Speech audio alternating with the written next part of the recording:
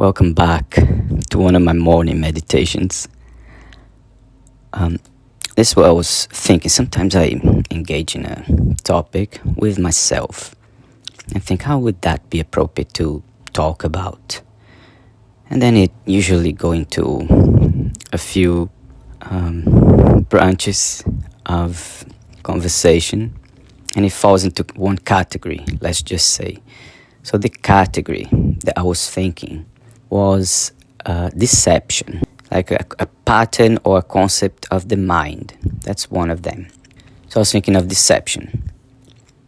So everyone in some way have the awareness that is universal, that things are not what they seem to be. No one is going to argue with that. Like, as you develop from childhood to adulthood, your view and perspective, life, and the way things work, it changes because you are faced with different worlds, different rules. So that idea that things are not what they seem to be is conceptual. It's in the mind, correct? So that's the scam template. That's the deception template. It's always there. This idea that things are not what seems to be passes through the concept of theater, banter, all these and representations, and everything passes through this concept. So everyone has that awareness that seems things are not what they seem to be. Let's just say that's one of the triggers of the human mind that will be there in face of a lot of variants, let's just say. Where am I going with this? Let's just say develop a bit more on that before I come to the next bit. The trigger, right? The concept, the idea, or the awareness that things are not what they seem to be. I can say the deception concept. Like I said, it's a deception template of your mind.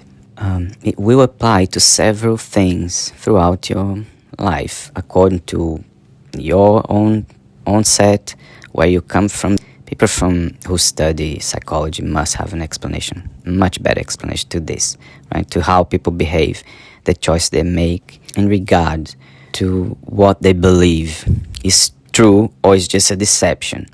Right? I could give you the very simple example of relationships. People who have problems with their relationships because they don't believe what's happening, if that's a real relationship or it's a deceitful relationship. So you can see how that plays in different categories of the human experience, right? Down to everything. Because if it's a concept of the mind, it will be across, almost like a dimension. It will be across everything. If you think in terms of dimension, if something can be 100% deceitful, something can be also 100% truth. There's a gradation of real and not real. Right? You can have a lot of expressions there. Because this, right, if you see in terms of a concept, deceitful to truthful, it's a gradation.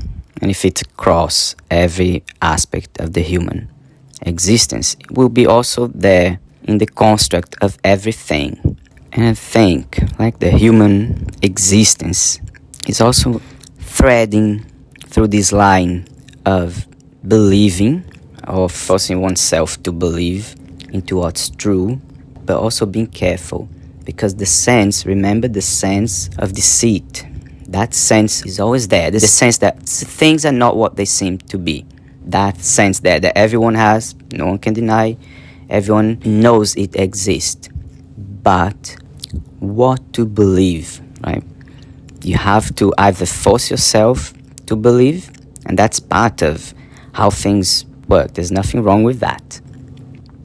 But you also know other truths, right? You're not the concept of my goodness, the concept of deception is not the only concept that the human mind understands.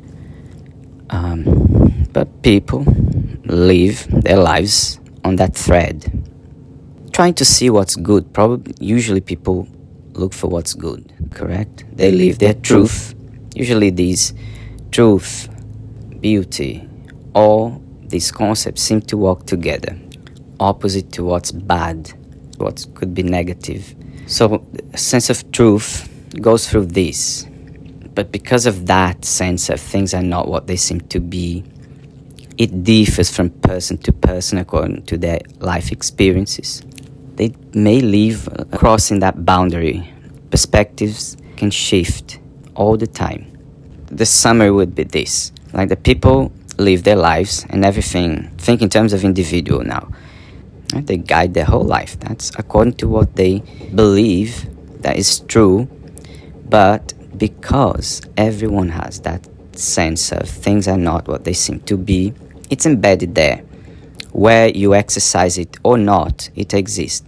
So because that sense is there and it's triggered in different variations from individual to individual, think in general terms, people, right? The individuals, peoples guide their life according to that thread, like crossing from, oh, I believe in this, I don't believe in that. So I'm guiding my behavior and my life according to this. Like that idea, the concept of deception is like a very basic, I could say, concept. That's what I'm saying, right? If I use different metaphor that doesn't fit into one's conceptualization, I can't do anything about that.